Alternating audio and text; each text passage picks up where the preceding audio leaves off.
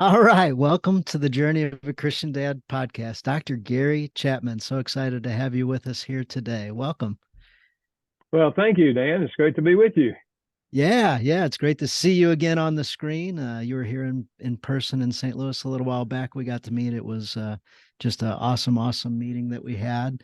And the things you shared, hearing from people in a conversational way, Q&A type way, really helps me understand the book quite a bit better. So Yeah. you were talking about the love languages, and we just started talking about your new book, Five Traits of a Healthy Family.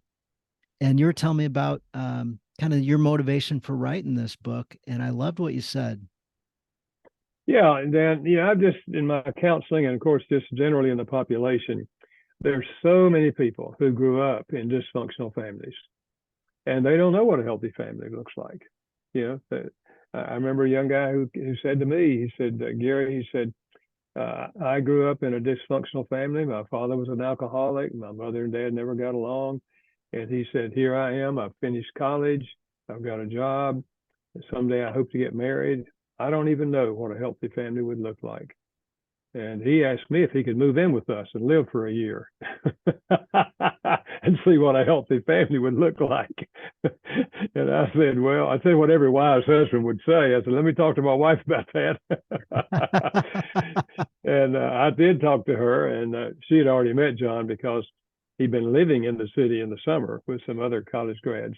And she said, well, Gary, that might be a good idea. And I said, well, Carolyn, where would we put him? We've only got 3 bedrooms and they're already full. We had 2 children. She said, well, the basement's open. We could just put a wall down there and put a door in and make a room. I said, oh, okay, yeah. So we talked with the children. The children liked the idea of having a big brother. So we invited him to come and live with us for a year and That just was observe our that was family. It John. was John. Yeah, yeah. It's really pretty powerful year for him and us. And he looks back on it, and like he told me, he said, Gary, he said, I don't know what my life would have been like if I hadn't lived with y'all that year. He said, because for the first time in my life, I saw what a healthy family looked like. So, not everybody's going to have that opportunity or be willing to do that. And I was just glad John did not move in with us the first 3 years of our marriage, because if he did, he would never have gotten married because we had a lot of problems in the first 3 years of our marriage. But by this time, we had a growing marriage. So, That's great. That's great. It's nice to hear that there's hope.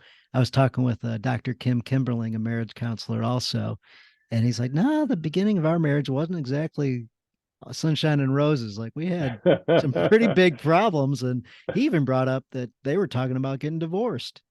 wow. Wow. Well, I remember the feeling that this is not going to work. In my mind, I'm thinking this is not going to work. We're just too different. All we do is argue, and I don't see how this is going to work. So I remember that feeling. We're not open to the idea of divorce because both of us were Christians and we believed that marriage was a covenant that we made before God. So in our hearts, we knew somehow we've got to find answers here. But I know that feeling. And, looking back on that, Dan, I think God allowed us to go through that to prepare me for the ministry I've had working with couples through all these years, because I have great empathy when people sit in Empathy, my office, absolutely. they say we have no hope. It's just too much, gone on too long. And I can feel that, and I sometimes say, I can see that. I can see how you'd get there. I said, so why don't we do this? What if you go on my hope for a while? Because I have hope for you.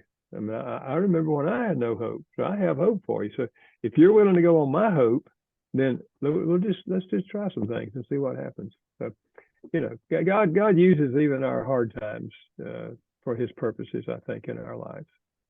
We were having a discussion with my family after church this weekend, and that was a point that I brought to my daughter. She said, if this circumstance, then this is the next logical thing. And I said, yeah, that does make sense. However, when you put suffering and what you learn through suffering and what other people learn when they see the suffering, like there could be a whole lot of good coming from this. So, your logical answer isn't one that God accepts. Yeah, yeah, yeah. Our ideas are not always God's ideas, and our plans are not always God's plans. Our plans are definitely not. This podcast would not exist if it was my plans. That's for dang sure. So so I had a listener ask, and he says, "Can you ask him how anxiety and depression affect having a healthy family or affect the giving and receiving of love languages?" And I feel like that one's a question that a lot of the people that listen also have. Yeah, well, no question about it. Anxiety and depression affect all of life, and certainly affect the marriage, and certainly affect the family life. I remember we were doing the book on 5 love languages of children, and a young man who was I don't know 13 or so, and he talked about how the time he and his dad spent together and how wonderful it was, and he said, "I don't do much with my mother because she's sick, and she stays in bed a lot, and you know, and hers was a problem with depression and anxiety. So no question about it. It affects the family life, and that's why if you're struggling with depression and anxiety, you want to do everything you can to try to find answers to that. Where is it coming from? Is it physically based? Okay, medications can help with that. Is it spiritually based? And certainly God can help with that.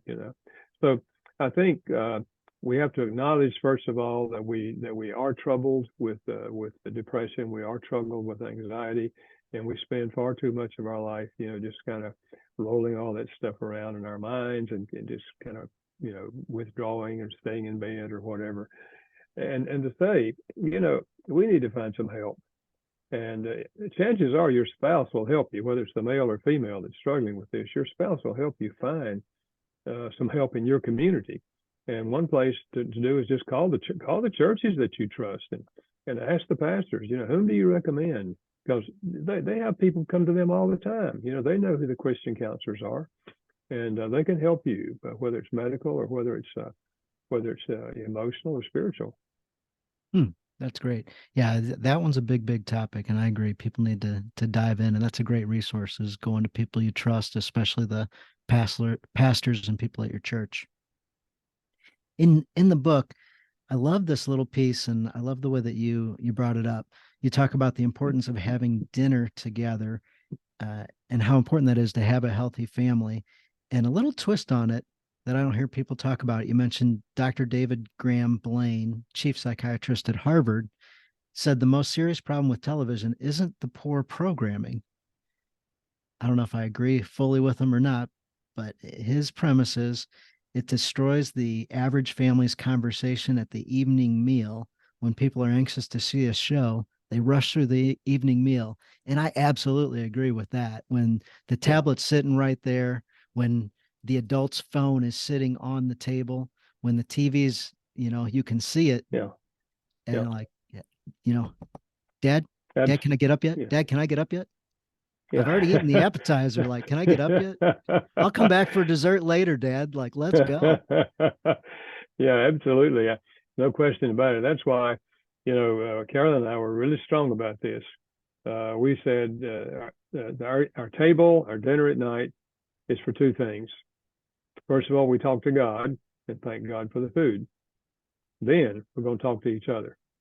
Mealtime is a time to talk to each other. And so, not just while we're eating, even after we finish eating, sometimes we would sit there for 30 minutes and sometimes longer as the kids got older. Uh, and I think that's important. In fact, our kids look back and say, that's one of the biggest, fondest memories we have. It's just sitting as a family at the table and talking. We just had 2 children. You have more children, there'd be more talking.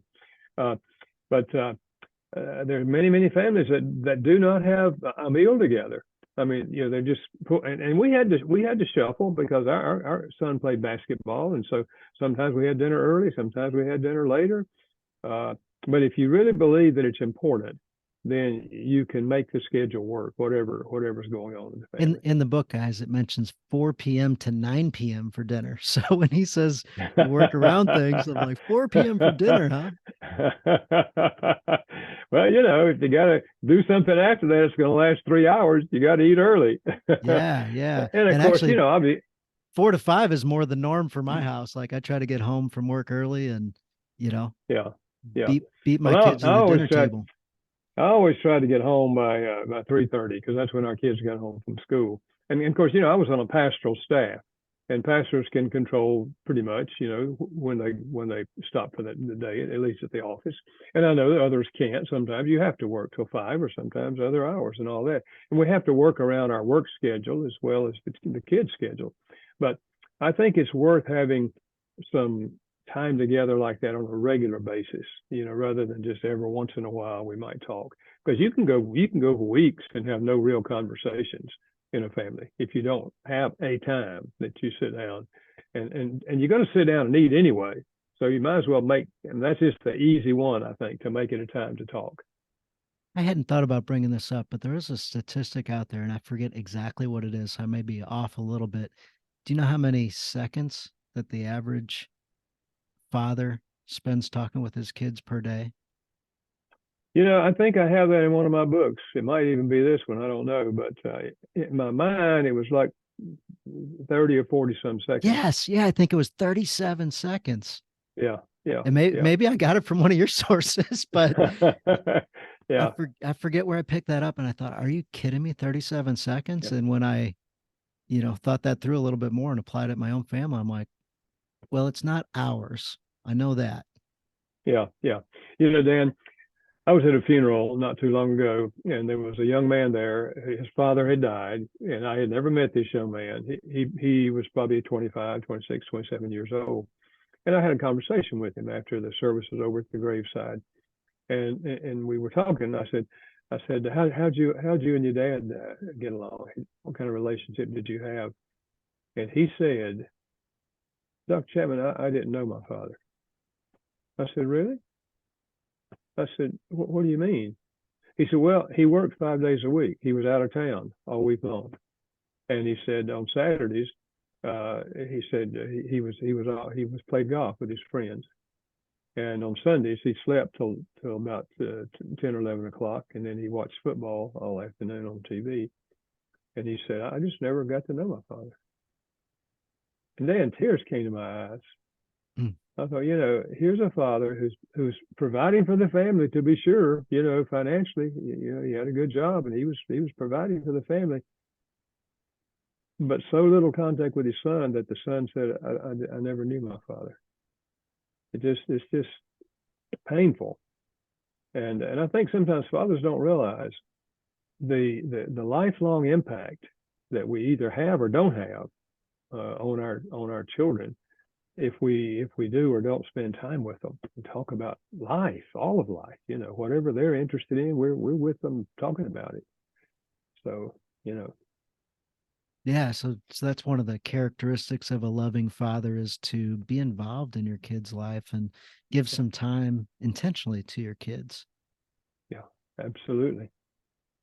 I know on the podcast we talk about individual time with kids and also as a family, but separating them out sometimes and doing something with them where you have Yeah, some availability to talk, whether it's driving in the car with them but paying attention in it and doing intentional things. Something in your book I loved was the creative teaching. yeah. We teach and train our children, and I put those two together because teaching involves mainly words, training involves actions. If you're gonna teach a child how to wash a car, for example, you can talk him through it. Start at the top and get the water down, and so you can talk him through washing a car, and that's fine. But then you get out there and you do it with him, and he's got it now. It's the words and actions together. Uh, I remember when my son was a teenager, probably 14 or so, I would go down to the juvenile detention center once a month on Saturday night and play ping pong with the young men and just have conversations with them who were there. And I started taking him with me on those Saturday nights. And we would just do that. We would play ping pong and we would talk, and so forth. And these guys would tell us their story and how they got there, the Mm. juvenile detention center. And we would drive home, and I'd say, Derek, think about it, son. That guy we were talking to is your age, and he's there because he broke the law, whatever it was, whatever he had told us. I said, isn't that sad? And we just talk about it. So, I could have lectured him about the danger of drugs or alcohol or whatever it was that was involved there. I could have lectured him, and that would have been okay too. We need to give them information, but taking him there to see the consequences of, wrong behavior had a bigger impact than just words. So words and actions, if we put those two together. I remember, and I don't know if I have this in the book or not, but I remember a story about E.V. Hill. He was an African American pastor. He's in heaven now, but he was in the Watts area of Los Angeles. And Yeah. he said he was 14 and he never had alcohol. And one night he was out and his buddies talked him into drinking a beer, and then another one, and another one, and another one. He said, I got drunk. And I came home and threw up on the floor in my bedroom and just fell in the bed. And my mother came in and saw the situation, and she just kind of closed the door. But the next morning, she came in and said, Evie, get out of bed, clean this mess up on the floor. You and I are going on a trip today. And he said, Mama, I don't want to go on a trip. She said, Evie, I didn't ask you. I'm telling you, we're going on a trip. He said, I got up, I cleaned it up, I took a shower. Mom and I went down to the subway station. We went in the subway and we rode away. I had no idea where we were going. I asked her and she said, you'll see. She said, we finally came up on the streets and I realized I'd never been here before. And he said, I was on Skid Row. And he said, my mother would every Thursday night would go down to the rescue mission and help cook. And all the men on that whole area, they knew Mama. And they would say, Mama Hill, what you doing down here so early in the morning? And he said, my mother would say, this is EV, my son. He wants to live down here. So I brought him down here to show him what it's like. He said, we walked the streets all day. That night, Mother took me to the rescue mission. I went through the whole deal at the rescue mission. He said, I never drank another drop of liquor in my life. Oh my God.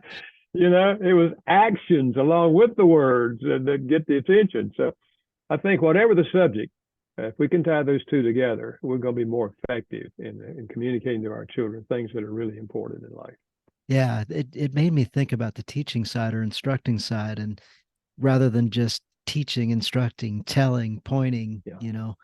having some way to make it fun. So I coach a softball team, and it's like, how do we inject fun into this process? I get to spend a little bit of time with the NL MVP of Major League Baseball, the current one. His name's Paul Yeah. Goldschmidt. And Uh-huh. Paul was telling a story. He said, it was my son's birthday and we were having a party. Of course, we had a game that night. And I thought, wow, wouldn't this be neat if I could hit a home run for my son's birthday? And I went the whole game and I came up in the ninth inning with the bases loaded. And I thought, wow, this is it. This is it. This is going to be good. I can't wait to hit this home run. And I didn't do that. Instead, I got out and the game was over. I was riding around with my son and I was super, super sad, almost crying. And my Yeah. son says, Dad, are you sad? What's wrong? And he Yeah. thought, I'm Yeah. trying to explain to my son exactly what I'm thinking. And I want to hide it from him, but I let him down. I let myself down. I let all the fans of St. Louis and Cardinals down. And I thought, let me ask him a question instead. He says, Hey, son, I'm sad right now. You ever think Jesus got sad? Yeah. He Yeah. says, Well, Dad, I don't. And his son was like 5. And he says, Dad, I don't really know. I'm not sure. And he says, Well, I think he did. And then he told him a little bit about why he was sad. And he goes, I think Yeah. Jesus is sad sometimes when we do certain things and he sees certain things happen. And he just kept going about his way. But he's Yeah. like, I saw a little opportunity there to bring faith into it and bring my faith into Yeah. it. And in your book, you talk about the husband, the father bringing in the values and spiritual direction, the Yeah. things that are Yeah. important to him.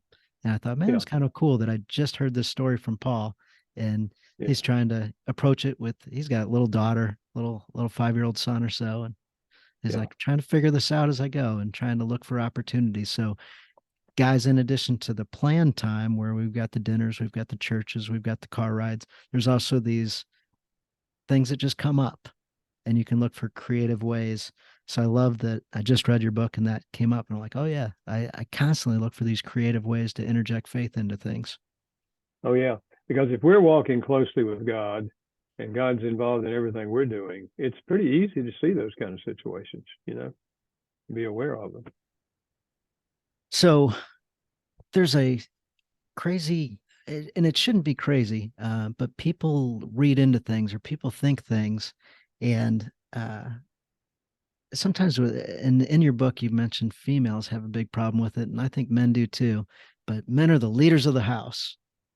Yeah, yeah, yeah. In our culture, it's kind of a spot where people get defensive, especially women. I don't need a leader. And I understand that because I think Christians have sometimes misinterpreted, that concept where it says the husband's the head of the wife as Christ is the head of the church. And some men have used contemporary examples and said, well, I think that means that he's the president, she's the vice president, or he's the general, tells her what to do. No, no, no. The model is right there. He said we're the head as Christ is the head of the church. Well, what did the head of the church do? He died for the church. The leader is willing to die for his wife. The whole thing is serving her. That's leadership. We take the initiative to step out and serve her and serve the family, and that includes the spiritual aspect of life.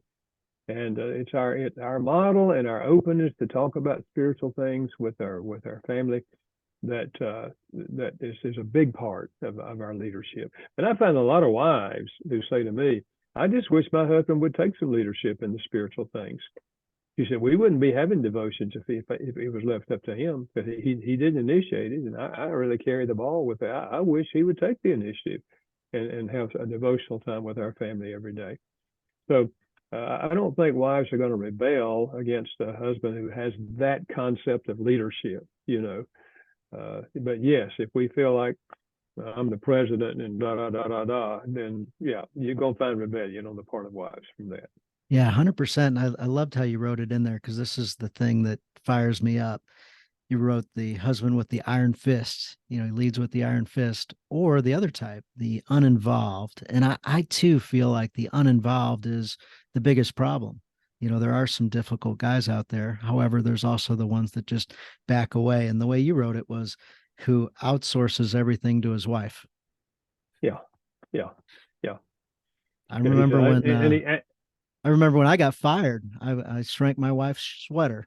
Therefore, I was never allowed to do laundry ever again for the rest of my life. And there are a you few just other gave things that happened like you that just that I gave got fired you from. just gave a guy some idea. If I could just do that, I won't have to do that. I now got back in the good uh, graces and I get to do laundry again and on and on and on. But like you can get fired from all these jobs and abdicate things or outsource it intentionally or whatever it is. And guys, that is not the way to do it. This uninvolved, passive husband and father is not the way to do this thing. Yeah, that's for sure. In every area, I think we need to be involved, and obviously we can't do everything, and we are teammates with our wives. We're on the team, and some things she's better at than we are, and some you're better than hers. You got to use the best team member in deciding who's going to do what, and how to do it together as a team. Yeah, you've got a few different lists in here, and I thought they were great. Characteristics of a loving husband and characteristics of a loving father, and then you expand in each of the different areas. Is there a characteristic that you want to talk about, whatever it is? Well, I don't have that list in front of me, so I don't remember even what I put in there. To be honest with you, but I know they were practical and helpful. I've got them here. Well, read me a couple. Yeah, yeah. So we just talked about it, but a loving husband views his wife as a partner. So Yeah, teammate, helpmate. yeah, So yeah. that's a simple And one. he gives priority to his wife. That's another one. He gives That's another priority one. to his wife. Absolutely. Yep. And I've had some husbands say, "Well, what do you mean? I think God should have the priority." I say, "Yes, you're right. But if a Christian husband reports to God for duty, God says, 'Oh, so you're married, so your first priority is your wife, okay?' And then we'll do some other stuff." And so that's what I mean by that. But she's the priority, even over the children, because I don't. You can't separate those, obviously, but giving your children a model of loving your wife is a way you're serving your children. because the model is going to carry them through into their adulthood. They're going to remember what they saw you doing and saying to your wife and what she did and said to you. So yeah, extremely important. Yeah, prioritize, cherish. Those are words that I love to think about when I Yeah. think about my wife. Have you got a suggestion for guys so they can check themselves to see if they are prioritizing their wife? Well, yeah, I suggest guys say once in a while to their wives, honey, on a scale of 0 to 10, how well am I doing as a husband? And she'll give you a number. And if she says anything less than 10, you just say, well, give me an idea or two of how I could be a better husband. And most wives will give you an idea or two, you know. And I would just say one or two. You can't handle 10. You just give me one or two, and then you work on that. I mean, you don't know what she's thinking or feeling unless she tells you. You don't know what she wishes you would be doing. I've had some wives say, "Well, I just wish he would do it without my having to tell him." I said, "Look, your husband's not a mind reader. He can't read your mind. So let's make it easy for each other." And so if you do this to her on a scale of 0 to 10, then she'll probably do it to you. Well, honey, on a scale of 0 to 10, how well am I doing as a wife? And you give her a number, and then she said, well, give me one or two things I could do or not do that would make it better for you, make me a better wife. That kind of openness where you're really asking for it, because we don't have a time, scheduled when you're going to tell me something you want me to change. But if you choose the time when you're feeling well and ask for it, you make it easy for them to share something with you. And now you've got information to work on. So it can be really, really helpful. Yeah, I think this book is just such a great companion book to the five love languages.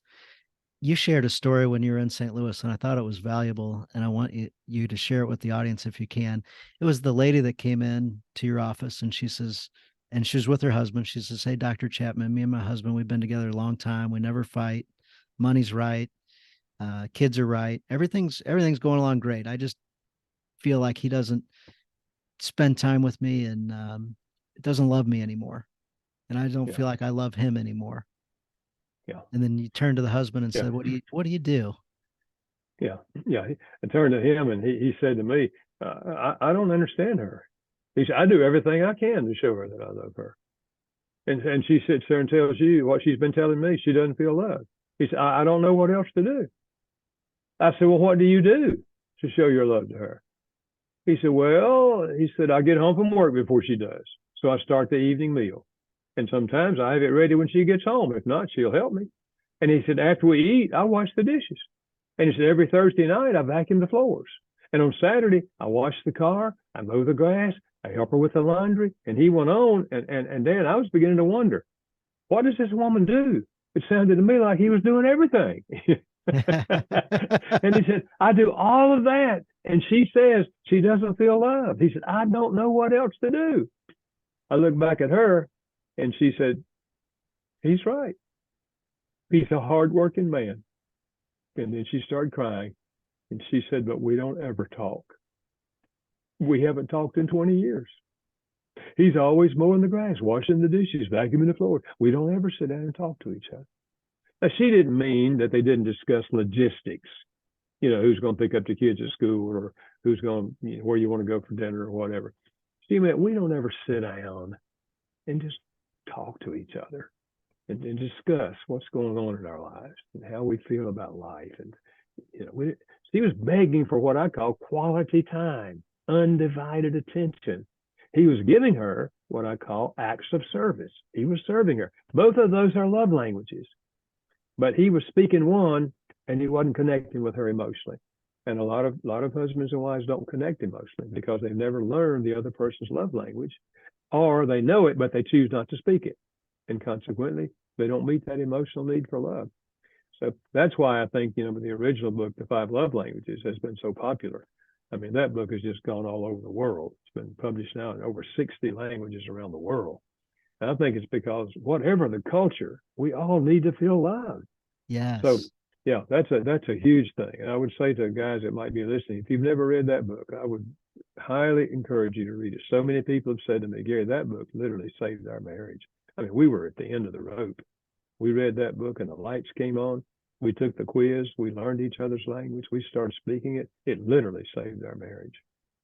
So yeah, Your books are so easy to read. There's so many funny little stories in there, so many practical tips. Heck, this new book, Five Traits of a Healthy Family's even got addendums. You can go in on online and download some free extra yeah, resources to help you implement some things. And there's a ton of tips in there. If you're doing this, try these 6, 10, 22 different things. Like here's a random yeah, menu that you can go pick from. So guys like simple. So I love that you delivered the simple right there. yeah. Years ago, I heard that D.L. Moody, who was an evangelist in the 1800s, like Billy Graham was in our generation, and he said to pastors one day, when you preach, put the cookies on the bottom shelf so the kids can get them. And what he meant was speak clearly and simply so people can understand it. And in all my writing, I've tried to keep that in mind and not use a bunch of psychological terms or even theological terms that people don't understand. So I try to write so the average person can get it, because they can't do it if they don't get it. Absolutely. Absolutely. uh, What's one question we could ask to help us most accurately determine our wife or our kids' top love language? I think I would say two things. I'd say three things informally. One is observe how they express love to you most often and how they express love to other people. For example, if you always hear them giving people affirming words, like on the phone call, they're giving affirming words, probably that's their language because we tend to speak our own language. If they're always giving people gifts, that's a clue that receiving gifts might be their language. Secondly, what do they complain about most often? The complaint reveals the love language. If a wife says, I just feel like we don't spend any time together anymore, I feel like we're ships passing in the night, she's telling you quality time is her language. Or if he says, I just don't think you would ever touch me if I didn't initiate it, he's telling her physical touch is my language. So what do they complain about? And then what do they request of you most often? What do they request? If they're saying, honey, can we take a walk after dinner? They're asking for quality time. If you go on a business trip and they say, be sure and bring me a surprise, they're telling you gifts is their language.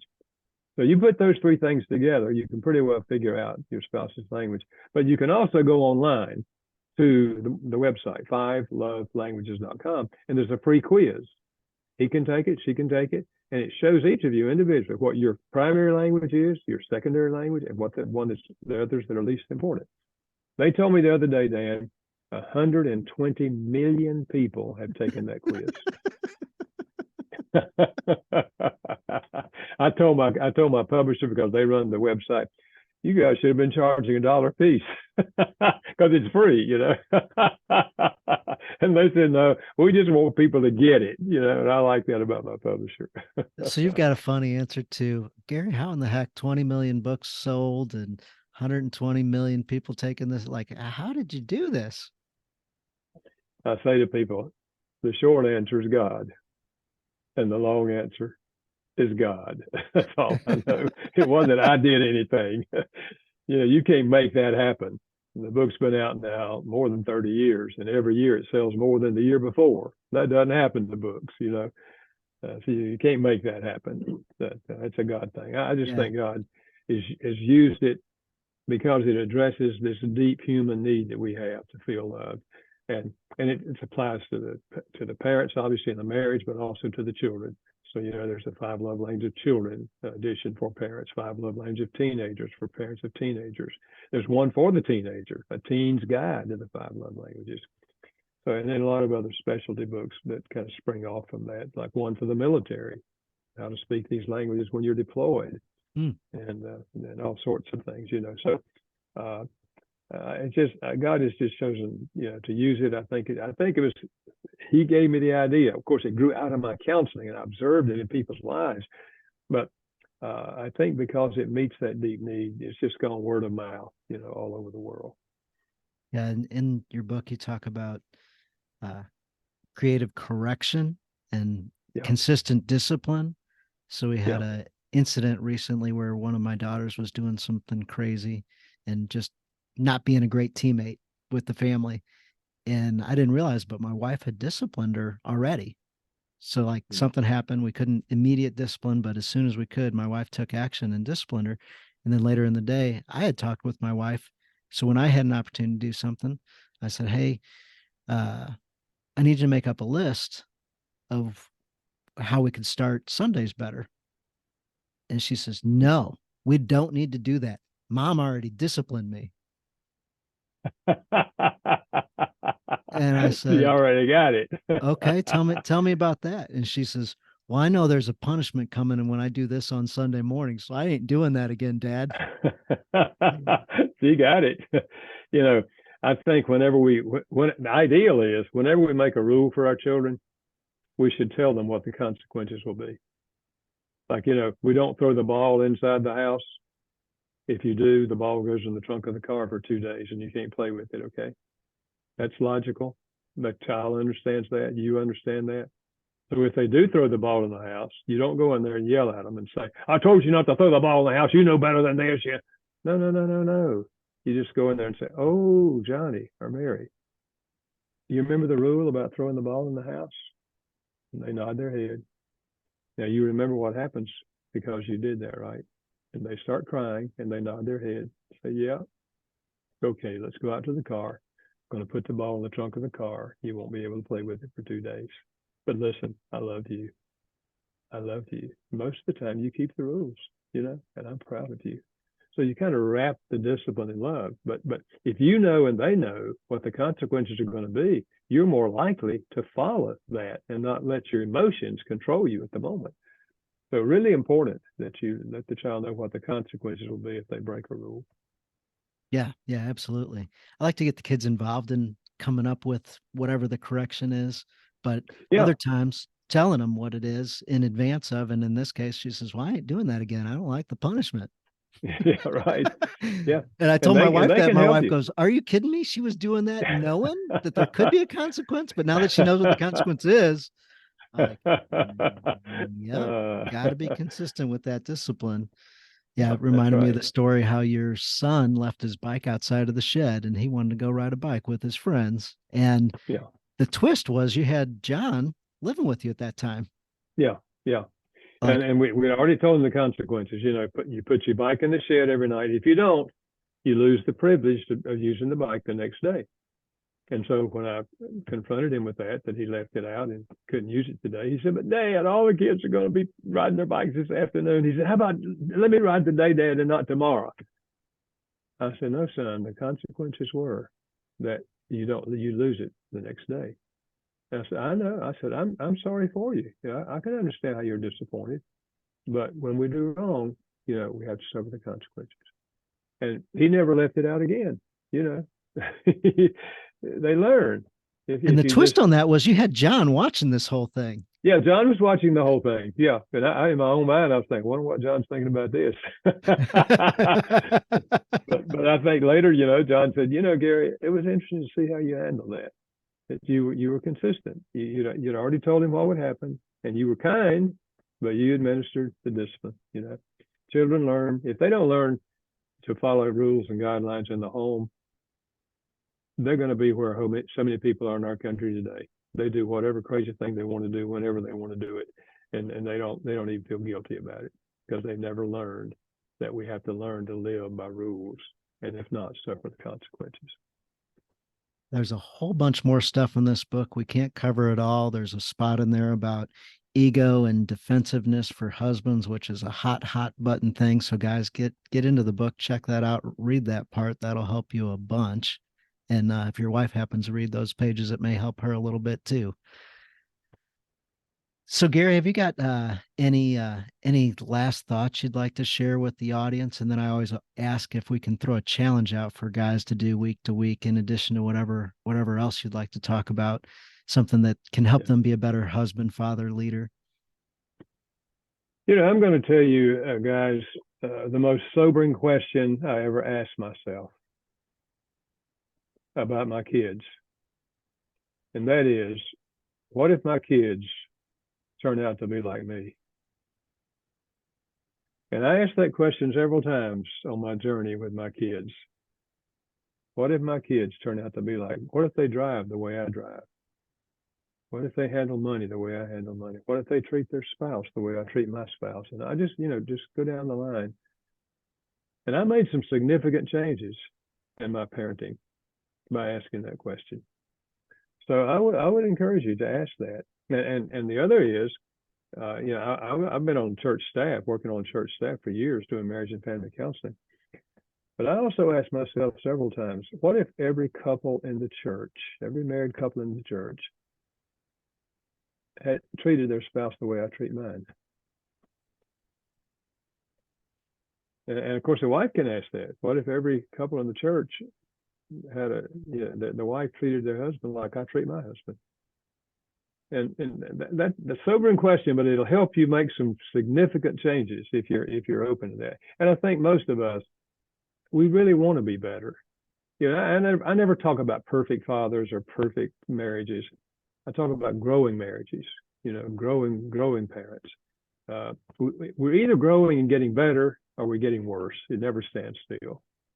So my hope is, and that's why I write my books, is to try to help people grow in whatever area we're talking about. That is fantastic. I love those two questions. And I was thinking when in the book, that question's in there. What if my kids turn out like me?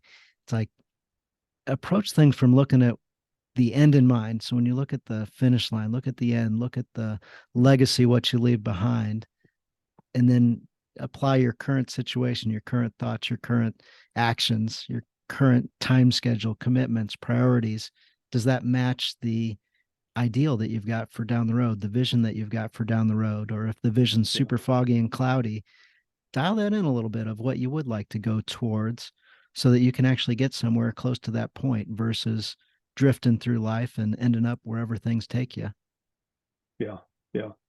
Dan, before we got together here, I thought, I think I'd like to share this with Dan and his guys because they're probably not aware of this book. It's another book that I wrote, and I wrote it with an African American friend of mine, Clarence Schuler, and we wrote it for young men, ages 12 to 20. And if you're a dad and you have a son that falls in that category, it's called Choose Greatness: 11 Wise Decisions That Brave Young Men Make. Choose Greatness: 11 Wise Decisions That Brave Young Men Make. And you can get it at Amazon. You can go to fivelovelanguages.com and purchase it there. But it's 11 Wise Decisions. And we really encourage the father to read this with the teenager. That's the teenager reads it and you read it separately. And then you get together and talk about what could we learn from that chapter. And it'll give you an open opportunity to talk about some things that you need to talk about, but sometimes you can't find the right place and time to talk about them. And we really believe that I wish I could get this in the hand of every teenager in the country and every father in the country.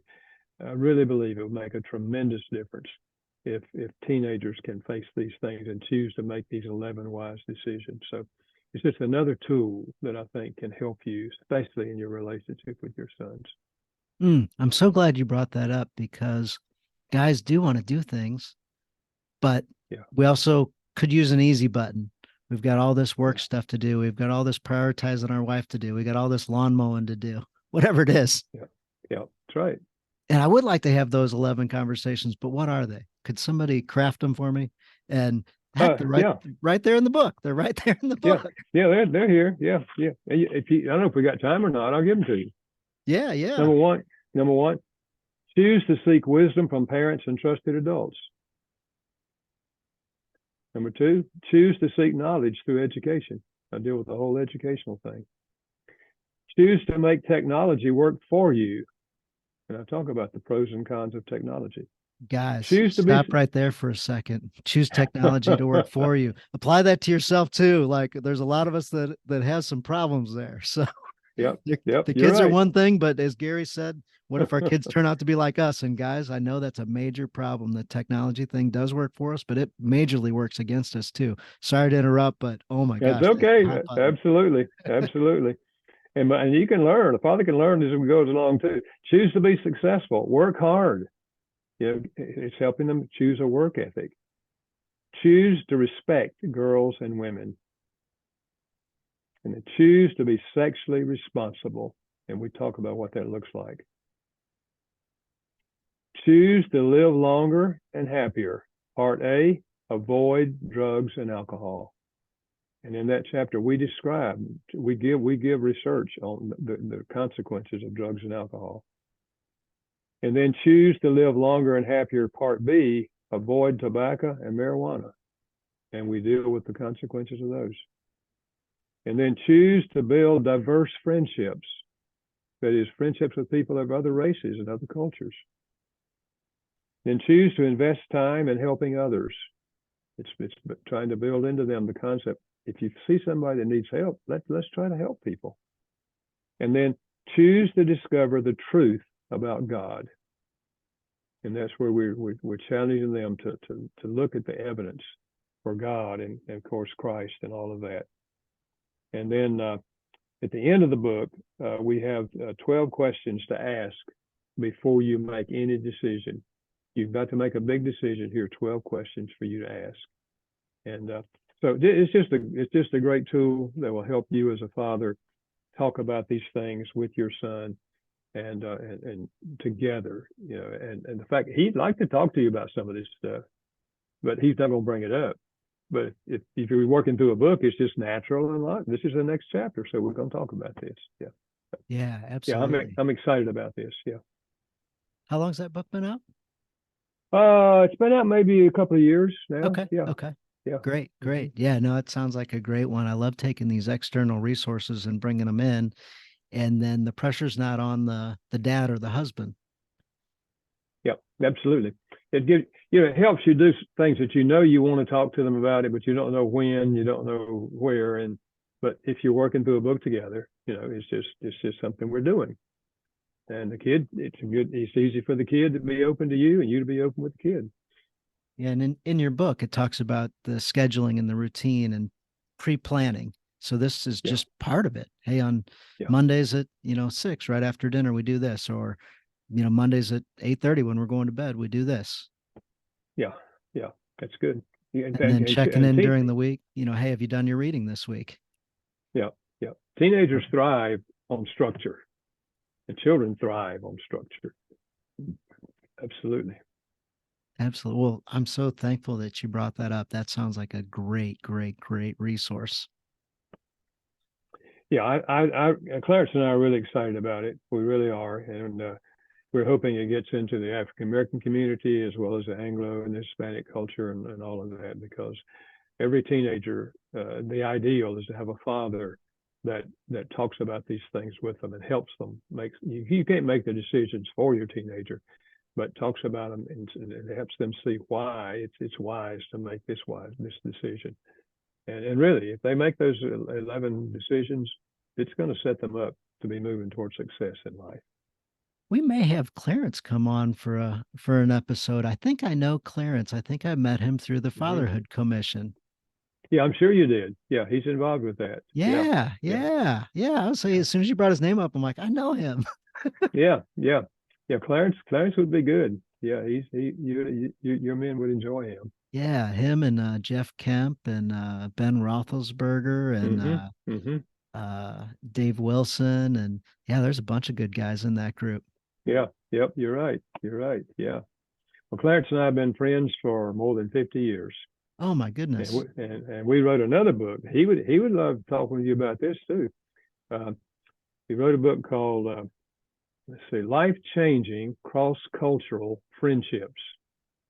Life Changing Cross Cultural Friendships, in which we're raising this question: what if every Christian in the country had at least one really close personal friend of a different race or culture? You know, we all have acquaintances, but we don't all have friendships. But we believe it would absolutely change the climate in our culture. And we write into Christians because if anybody could do this and should do this, it'd be Christians. And so we're just challenging Christians. Just ask God, is there somebody that I see them all a lot, run into them a lot at work and say hi and hi and hi, but is there somebody I could really start to develop a friendship with and have lunch with and then get to know each other? And of course, Clarence and I, over 50 years, I mean, My two children, grown children, called him their brother, and his three grown daughters call me grandpa. I mean, it's just that it's that close that our families have just been so close through the years. So it makes a huge difference, and we're hoping that Christians will pick up on this idea and concept. And yeah, I'm not asking you to have 20 friends. I'm just saying, let's just see if we can have one friendship with somebody of a different race or culture. Yeah, that really helps when you put yourself in somebody else's shoes. The empathy, their perspective, the Yeah, um, yeah, just sitting in the other seat and looking at it from their view of the world. yeah, Like, and husband and wife, when you put yourself in your wife's seat, and what does the world look like to her? yeah, absolutely. It's learning to see the other person's perspective. And yes, there are cultural differences, no question about that. But you come to understand those differences and to talk about them openly and freely, so that they understand you. So yeah, Yeah, it's nice when those tough things are floating around in conversations, and you say, "Hey, can you help me? Can you help me get it?" absolutely. Can you help You me may or may understand not this? think that way, but why is there a group thinking that way? Can you, enlighten me a bit? And yeah, Yeah, me and my wife both have had some enlightening conversations that really surprised us. yeah. If So you're open and you ask questions, people will talk. yeah, absolutely. Yeah, if you're open, yeah, if you're coming in it Yeah, with a sense of curiosity, yeah, curiosity opens doors that judgment slams shut. So if you come with absolutely. curiosity, it Yeah, really, really, absolutely. really can allow you to have conversations that you could be totally afraid to open up. Yeah, yeah, absolutely. It will change things. So Well, fantastic. Well, I'll reach out to Clarence. Guys, yeah. teasing you, teasing you. I think Clarence will come on. He would be glad to, I'm sure. Well, fantastic, fantastic. Well, guys, there's gonna be a little bit after this. I'll throw in a little added learning, added teaching that I've taken from some of Gary's work. And anyway, let you guys listen to that. But Dr. Gary, thank you so much for coming on. This was absolutely awesome. Well, thank you, Dan. It was good to be with you, and I appreciate what you're doing. Keep up the good work. And to all the guys that are listening, encourage your buddies to plug in. We can help each other, and we don't have to walk alone. There's a lot of help available today. So God bless you and what Absolutely. you're doing. God bless you too. And yeah, we'll put the book link in there, and then we'll also put the download link for the five love languages. Just get a few more people onto the 2 million or so a month that are going to your website. Yeah. All right. Very good. All right. Well, thank you.